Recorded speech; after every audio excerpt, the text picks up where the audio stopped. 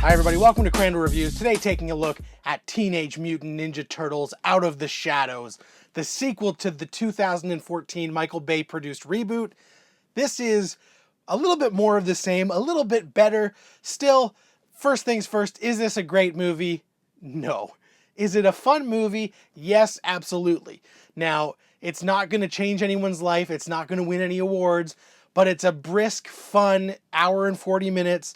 It's got a lot of the turtles being the turtles, which the first movie kind of lacked. There was that great elevator scene. There was the snow battle in the first one. This one starts right away with a lot of good turtles being turtles action. There's a great scene where they're at a basketball game and just having fun and joking around.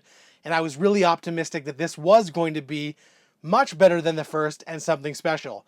Then we start to introduce the plot elements with a very, very loose plot here. Now, mild spoilers, most of this you can glean from the trailers, but if you want to be 100% fresh, come back later. I'm going to talk a little bit about the plot, but really, you pretty much know where this thing is going. So, Shredder did not die at the end of the first movie. He was arrested, they put him in jail. Vern Fenwick got the credit for taking down Shredder. He is now known as the Falcon, because the Turtles had to remain in the shadows. Shredder is going to be transferred from one prison to somewhere else. The person driving the transfer vehicle is none other than Casey Jones, who's a cop in this. As the transfer is going on, the Foot Clan try to bust him out, and of course the Turtles are there in the Turtle Van to try and stop him. This was a really fun, frantic action scene. A lot of the action in this movie is fun, goofy, over the top, and it just moves really quick, really slick MTV-style editing, but it's so fast. So the Turtles get some fun moments in the Turtle Van, shooting manhole covers. Casey Jones at the introduction is decent, and Bepob and Rocksteady in their human form were actually fairly entertaining to me, and were kind of weird casting choices, but I kind of dug it.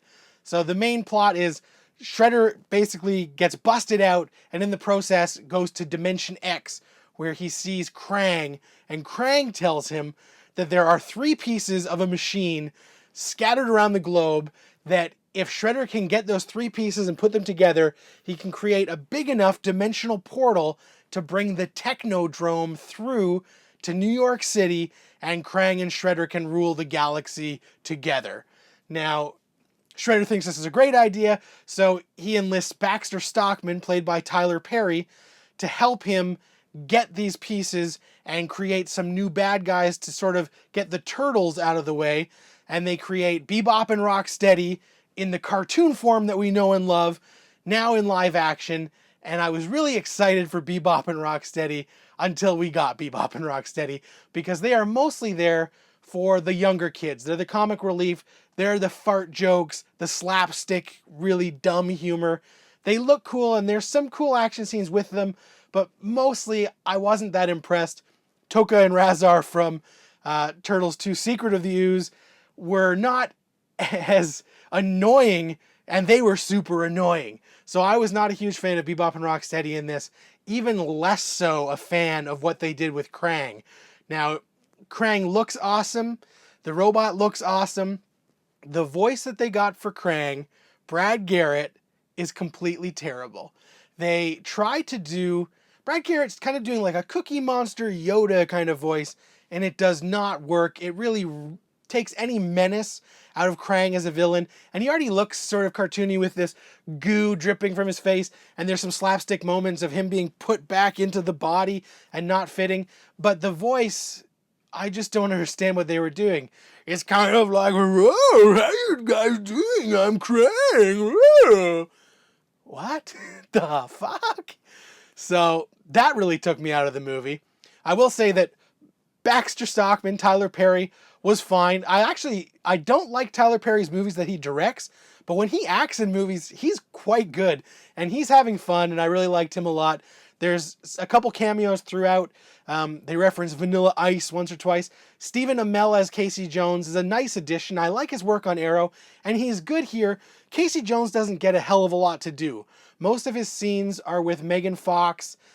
He's got a couple with the Turtles, or his scenes are in a police precinct with Laura Linney, and he gets to bust out the hockey mask and hockey stick and take down bad guys a little bit, but not as much as I was hoping.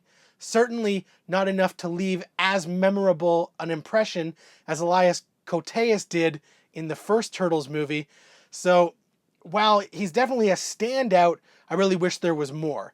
But of course, the main thing people going to see a Turtles movie want to know, are the Turtles any good? And yeah, the Turtles get more of that good action from the first movie. There's a really nice sequence in the jungle and a river that's basically the same as that snowtop mountain sequence, but it's just a lot of fun. There's a bit of a subplot about whether or not they can use the ooze to turn human, and they really don't delve deep into that. It wasn't a main focus. I never really believed for a minute that they were going to do this. Raphael and Leonardo always have some sort of conflict, and here they butt heads a bit, but a lot of it's very shallow, very surface. There's not a lot of deep themes going on, and we don't spend a lot of time on some of these interesting ideas, like the Turtles coming out of the shadows and being maybe embraced by the public. Is it worth the risk? Will they ever be able to be normal? They're all ideas that we only explore for like a minute at a time, and we never get enough scenes to really add up to something special. Megan Fox is back as April O'Neil. She's pretty much eye candy again, but she has some really fun moments where she goes undercover as a Catholic high school girl in trouble. Was ridiculous, and I'm sure a lot of teenage boys are going to hit puberty at the exact moment that scene happens, but it's stupid and it's fun and it's goofy. So it's definitely a movie that if you want to check your brain at the door and just have fun, it delivers. It does get a little bit monotonous. The big CGI-filled finale feels like you're watching a cartoon. It's all bombast and loud noises, and I really didn't dig that part, and when it was over, I was relieved it was over. But the turtle moments are good. Casey Jones is good, even though some of Casey Jones' dialogue is horrible, where he is going on about how the fact that one day he's going to be a detective and you got to take me serious. I'm going to be a detective. But that's just Applebaum and Nemec's script is really superficial, really dumb at times. But unlike the first movie that was slow, superficial, dumb, dark, and cynical, this one's a bit more optimistic and a heck of a lot more fun. So I really hope that this one does better so that maybe we can actually, third time's the charm, get a really good Turtles movie that maybe has a little bit more for adults in it and children, but maintains that level of fun.